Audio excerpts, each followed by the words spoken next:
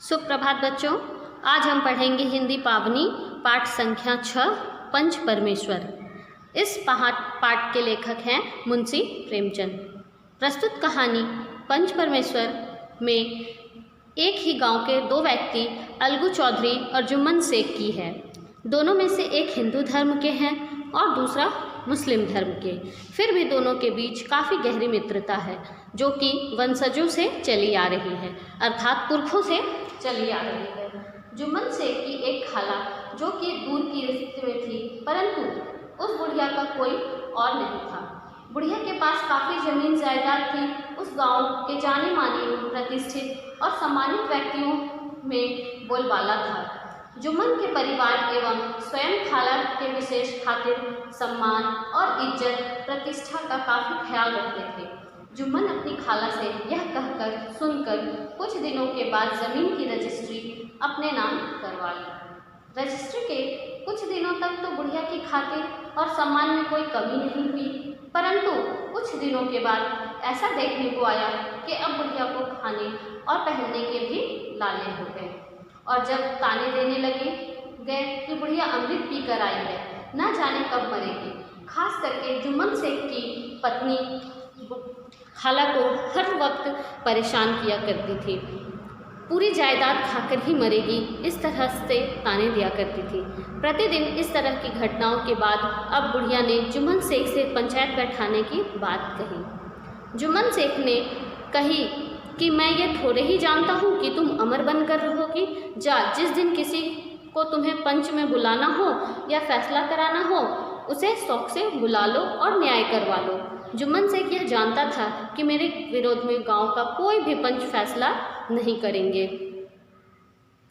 अंत में एक दिन की संध्या में पंच बैठाने हेतु बुढ़िया जर्जर हालत में ही पूरे गांव में घर घर जाकर अपनी विपदा सारे लोगों से कह दी, परंतु सब बहाने बनाकर उस बुढ़िया की मदद करने से इनकार करने लगे।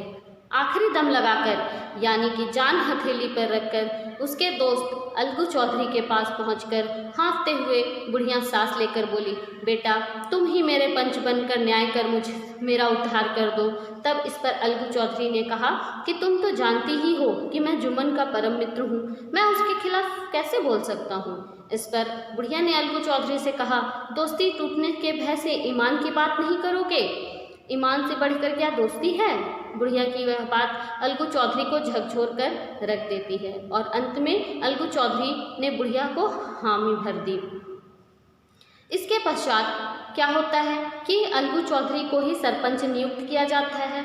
जुम्मन शेख मन ही मन बहुत ही प्रसन्न होता है कि अब फैसला उसके हक में होगा, लेकिन पंच बनने के बाद पंच ना किसी का दोस्त होता है और ना ही किसी का दुश्मन होता है। वो अपने मित्र जुम्मन शेख के खिलाफ फैसला लेता है और जुम्मन शेख इस बात से इतना खफा हो जाता है कि दोनों की बातचीत भी बंद हो जाती है, दोनों की दोस्ती टूट जाती है। उन दोनों के बीच में बहुत कड़वाहट आ जाती है। एक बार ऐसा होता है कि अलगू चौधरी और समझू साहू में तकरार हो जाती है। इसमें अलगू चौधरी भी पंचायत बैठाता है और समझू साहू सरपंच के रूप में जुम्मन शेख को नियुक्त करता है। अलगू चौधरी सोचता है कि अब तो फैसला मेरे खिलाफ होगा, परंतु होता उल्टा है। यहाँ पे दोस्ती के नज़र से ना देखकर, दुश्मनी की नज़र से ना देखकर जुम्मन शेख फैसला अलगू चौधरी के पक्ष में देता है, क्योंकि अलगू चौधरी सच कह रहा था।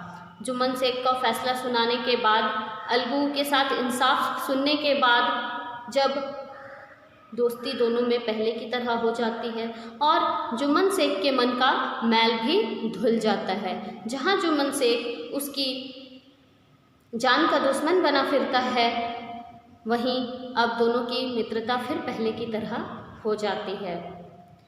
यह नारी सशक्तिकरण की पहली सफल कोशिश है।